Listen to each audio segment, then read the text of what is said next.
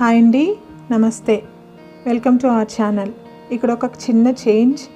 విందు వినోదం ఛానల్ పేరుని రాజేష్ డిలైట్గా మార్చాను. హోప్ అది మీకు నచ్చుతుంది అనుకుంటున్నాను. ఈరోజు ఈ వీడియోలో మైసూర్ ముర్గ్ మసాలా ఎలా చేయాలో చూద్దాం. అండ్ ఇది మీరు వైట్ రైస్తో తీసుకున్న బిర్యానీ, చపాతీ, జీరా రైస్, బగారా రైస్ ఇలా దేంతో తీసుకున్నా కూడా చాలా సూపర్ కాంబినేషన్ అండ్ చాలా బాగుంటుంది. ఈ కూర కోసం మనం ముందుగా మసాలా రెడీ చేసుకోవాలి. అదేంటో చూద్దాం. కొద్దిగా ఎండు కొబ్బరి ముక్కలు, నువ్వులు 1 టేబుల్ స్పూన్, గసగసాలు 1 టేబుల్ స్పూన్, పచ్చిమిరపకాయలు 4, టొమాటో 1 కప్ ఇవన్నీ తీసుకొని మిక్సీలో వేసి పేస్ట్లా చేసుకోవాలి. ఈ పేస్ట్ కొంచెం బరకగానే ఉండాలి, బాగా మెత్తగా ఉండకూడదు. కావాలంటే వాటర్ కూడా యాడ్ చేసుకోవచ్చు. ఇప్పుడు మనం స్టవ్ మీద కుక్కర్ పెట్టుకుని అందులో 3 టేబుల్ స్పూన్ల ఆయిల్ వేయాలి. ఆయిల్ హీట్ అయిన తర్వాత 1 టేబుల్ స్పూన్ జీలకర్ర, 1 రెమ్మ కరివేపాకు కూడా వేసి కాసేపు ఫ్రై చేయాలి. ఇప్పుడు ఒక 10 పచ్చిమిరపకాయ ముక్కలు కూడా యాడ్ చేయాలి. ఇవి ఆల్రెడీ పేస్ట్లా చేశాను, మళ్ళీ యాడ్ చేస్తున్నాను. కూర స్పైసీగానే ఉంటుంది, సో మీరు కావాలంటే యాడ్ చేసుకోండి, లేకపోతే అవాయిడ్ చేయండి. ఇప్పుడు కట్ చేసిన 1 కప్ ఉల్లిపాయ ముక్కలు కూడా యాడ్ చేసి 2 నిమిషాల పాటు మగ్గనివ్వాలి.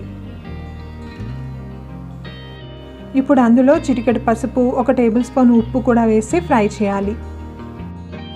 ఉల్లిపాయ మగ్గిపోయింది కదా, ఇప్పుడు అందులో 2 టేబుల్ స్పూన్ల అల్లం వెల్లుల్లి పేస్ట్ వేసి పచ్చివాసన పోయేంతసేపు ఫ్రై చేయాలి.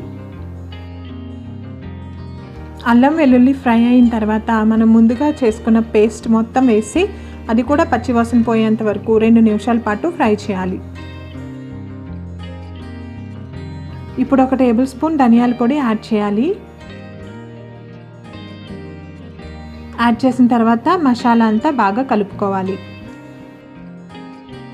నేను 1 కేజీ చికెన్ని ఉప్పు పసుపు వేసి బాగా క్లీన్ చేసుకున్నాను, అది కూడా యాడ్ చేయాలి. మసాలా అంతా చికెన్ ముక్కలకి పట్టేలా కలుపుకోవాలి. ఇప్పుడు ఆ చికెన్లో తగినన్ని నీళ్ళు కూడా యాడ్ చేసి ఉడకనివ్వాలి. నేను ఇక్కడ చికెన్ని నార్మల్ మూత పెట్టి ఉడకనిస్తున్నాను. మీరు కావాలంటే కుక్కర్ మూత పెట్టి 2 విజిల్స్ రానివ్వచ్చు.